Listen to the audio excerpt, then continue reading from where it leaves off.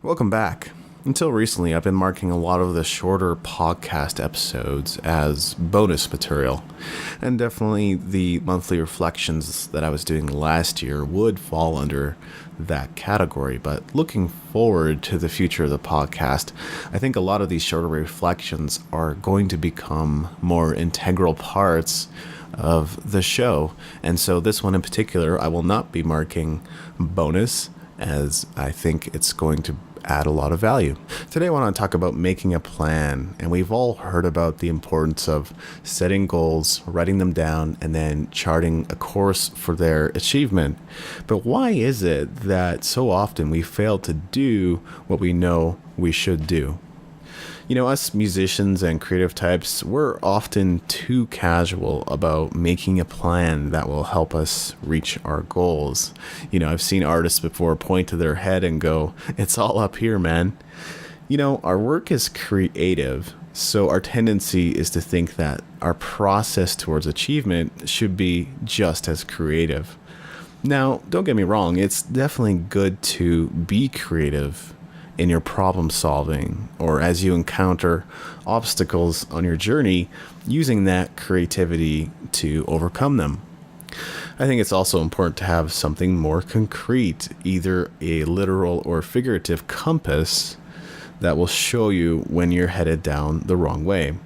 You know, a map is designed to show you where you are and then help you get to where you want to go. And there may be many roads you could take to reach your destination, but it really has nothing to do with your emotions or how you feel, how you change in the process, how you grow on your journey, or how long it takes to get there.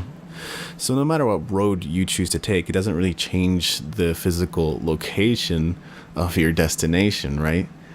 For example, I live in Calgary, so if I were to drive up to Edmonton, there are definitely different roads I could take to get there, but it doesn't really change the fact that it's about 3 hours north by car.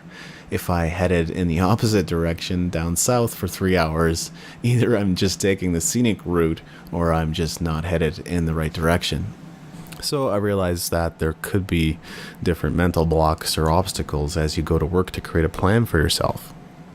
The first thing you might encounter as an artist is perfectionism.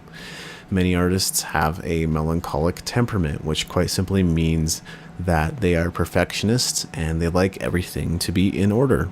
Unfortunately, if you're just beginning and you haven't really made a plan for yourself, you probably don't have enough knowledge or experience to create the perfect plan.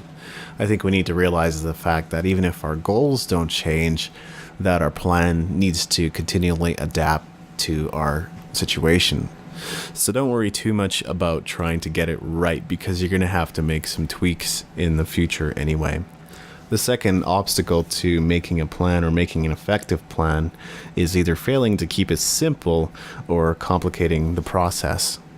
I already talked about this a little bit in a previous reflection, but I think it's important to keep things simple, and that way you always have a plan that you can follow, even if you're tired or your mental capacities just aren't there, or you're kind of down emotionally. There's some actions that you can take and just some simple steps that you can take towards the completion of your goals. The third thing that you might run into is lack of commitment. And as you're probably beginning to notice, a lot of this just comes back to your own personal mindset. You're going to encounter problems along the way. There will be obstacles, there will be complications, there will be tough times.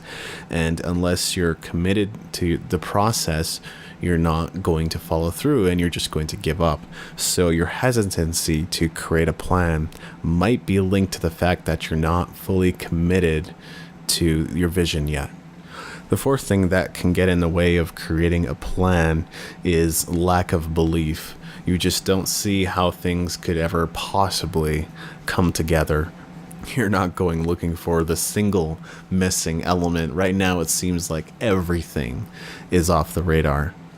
But making tough decisions is often part of realizing a worthy ideal, which means that you might have to give some things up, you may have to put off some things until later, or you might have to give up some things completely. And if you'd like to find out what the fifth and last thing is on this list, you need to go to daw-music.com/daw-podcast/plan, PLAN. In the future, that link will be dawcast.com/plan, but until I have the website moved over, you'll need to access it at the first link I mentioned. There will be some additional resources there for you, and there'll be a free downloadable PDF that outlines the 5 obstacles. So if you enjoyed this episode, don't forget to visit us online at dawcast.com. That's DAWCAST.com for additional blog posts, podcast episodes, and resources.